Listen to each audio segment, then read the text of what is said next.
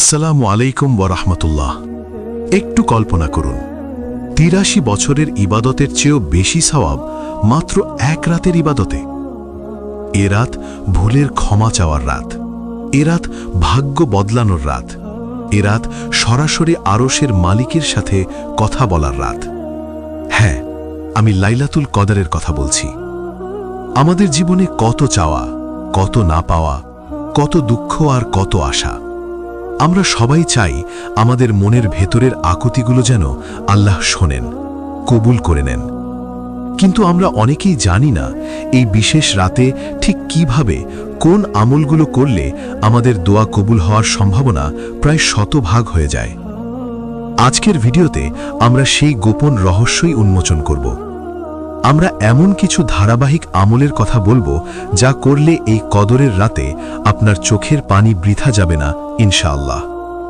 চলুন আমাদের ভাগ্য পরিবর্তনের এই সফরে একসাথে পা বাড়াই। প্রথম ধাপ, দোয়া কবুলের জন্য নিজেকে প্রস্তুত করা। মূল আমলে যাওয়ার আগে প্রথম এবং সবচেয়ে গুরুত্বপূর্ণ কাজ হল নিজেকে প্রস্তুত করা।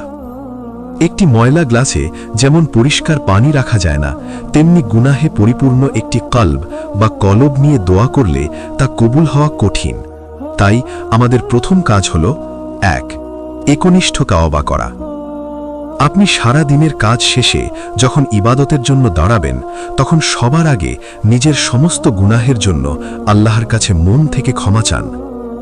ভাবুন, এই রাতই হয়তো আপনার জীবনের শেষ কদরের রাত। চোখের পানি ফেলে বলুন, হে আল্লাহ, আমি গুনাহগার, আমি পাপী। জেনে বা না জেনে যত ভুল করেছি তুমি সব মাফ করে দাও। তুমি ছাড়া আর কোনো ক্ষমাকারী নেই। ২. ইয়াকিন বা দৃঢ় বিশ্বাস রাখা। দ্বিতীয়ত, মনে শতভাগ বিশ্বাস স্থাপন করুন যে আল্লাহ আপনার সামনেই আছেন, আপনার প্রতিটি কথা শুনছেন এবং তিনি আপনার দোয়া কবুল করতে সক্ষম। কোনো সন্দেহ বা দ্বিধা নিয়ে দোয়া করবেন না। হাদিসে এসেছে, রাসূল সাল্লাল্লাহু আলাইহি ওয়াসাল্লাম বলেছেন, তোমরা দোয়া কবুল হওয়ার দৃঢ় বিশ্বাস নিয়ে আল্লাহর কাছে দোয়া করো। এই দুটি কাজ যখন আপনি মন থেকে করতে পারবেন, তখন আপনি দোয়া করার জন্য ভেতর থেকে প্রস্তুত হয়ে যাবেন। আপনার এবং আপনার রবের মাঝে আর কোনো বাধা থাকবে না। দ্বিতীয় ধাপ, কদরের রাতের শ্রেষ্ঠ আমল। এবার আমরা মূল আমলগুলোর দিকে যাব। এই কাজগুলো ধারাবাহিকভাবে করলে আপনার ইবাদত একটি অন্য মাত্রা পাবে। ১. কদরের শ্রেষ্ঠ দোয়াটি বারবার পড়া। মা আয়েশা রাদিয়াল্লাহু আনহা একবার রাসূলুল্লাহ সাল্লাল্লাহু আলাইহি ওয়াসাল্লামকে জিজ্ঞেস করেছিলেন, হে আল্লাহর রাসূল, আমি যদি লাইলাতুল কদর পেয়ে যাই তবে আমি কি দোয়া করব? রাসূল সাল্লাল্লাহু আলাইহি ওয়াসাল্লাম তাকে একটি ছোট্ট কিন্তু অসাধারণ একটি দোয়া শিখিয়েছিলেন। আল্লাহুম্মা ইন্নাকা আফুউন তুহিব্বুল আফওয়া ফাফু আন্নী।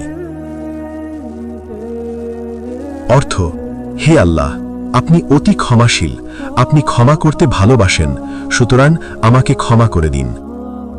এই দোয়াটি শুধু ক্ষমা চায় না, বরং বলে যে আল্লাহ ক্ষমা করতে ভালোবাসেন।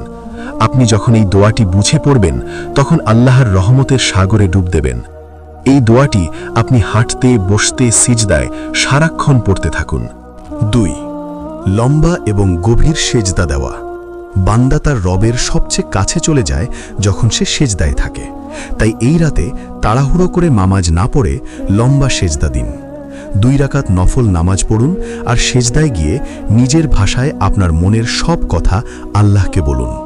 আপনার যত কষ্ট, যত চাওয়া, যত স্বপ্ন, সবকিছু সেজদায় চোখের পানির সাথে আল্লাহর কাছে পেশ করুন। বাংলায় দোয়া করতে কোনো সমস্যা নেই, কারণ আল্লাহ সব ভাষা বোঝেন। ৩. কুরআন তেলাওয়াত ও তার অর্থ বোঝা। এই রাত হল কুরআন নাজিলের রাত। তাই এই রাতের অন্যতম সেরা আমল হল কুরআনের সাথে সম্পর্ক স্থাপন করা। সূরা কদর, সূরা ইখলাস, আয়াতুল কুরসি পড়ুন। যে সূরাগুলো আপনার ভালো লাগে সেগুলো পড়ুন। শুধু তেলাওয়াত নয়, অন্তত একটি আয়াতের অর্থ ও তাফসির পড়ার চেষ্টা করুন। কুরআনের আলো যখন আপনার অন্তরে প্রবেশ করবে, তখন আপনার দোয়াও শক্তিশালী হবে। তৃতীয় ধাপ, বিশেষ চাওয়ার মুহূর্ত। আমাদের সবারই কিছু ব্যক্তিগত চাওয়া থাকে। এই রাতে সেই চাওয়াগুলোকে গুছিয়ে আল্লাহর কাছে পেশ করুন। একটি ছোট নোট নিজের জন্য, নিজের ঈমানের দৃঢ়তা, স্বাস্থ্য, হালাল রিজিক এবং গুনাহ থেকে মুক্তির জন্য চান। পরিবারের জন্য, আপনার বাবা মা, জীবনসঙ্গী, সন্তানদের জন্য দোয়া করুন। তাদের হেদায়েত, সুস্থতা এবং জান্নাতের জন্য চান। উম্মাহের জন্য, সারা বিশ্বের নির্যাতিত মুসলিমদের জন্য দোয়া করুন। ফিলিস্তিন, সিরিয়া, উইঘুর সবার জন্য আল্লাহর সাহায্য প্রার্থনা করুন। মৃতদের জন্য, আপনার যে স্বজনেরা কবরে শায়িত তাদের জন্য মাগফিরাতের দোয়া করুন।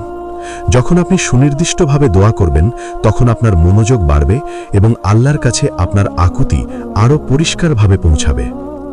যে ভুলগুলো এড়িয়ে চলবেন, যেমন মোবাইলে সময় নষ্ট করা, আড্ডা দেওয়া, অতিরিক্ত খাওয়া দাওয়া, এই মহামূল্যবান রাতে আমরা যেন অজান্তেও কিছু ভুল করে না বসি। সময় নষ্ট করা, সোশ্যাল মিডিয়া, অপ্রয়োজনীয় কথাবার্তা বা আড্ডায় এই রাতের একটি মিনিটও নষ্ট করবেন না। শুধু মসজিদে জামাই দোয়ায় অংশ নিয়ে ভাবে ইবাদত শেষ, কিন্তু এই রাতের মূল ইবাদত হল একাকী নির্জনে আল্লাহর সাথে সম্পর্ক স্থাপন করা। শুধু একটি রাতকে গুরুত্ব দেওয়া।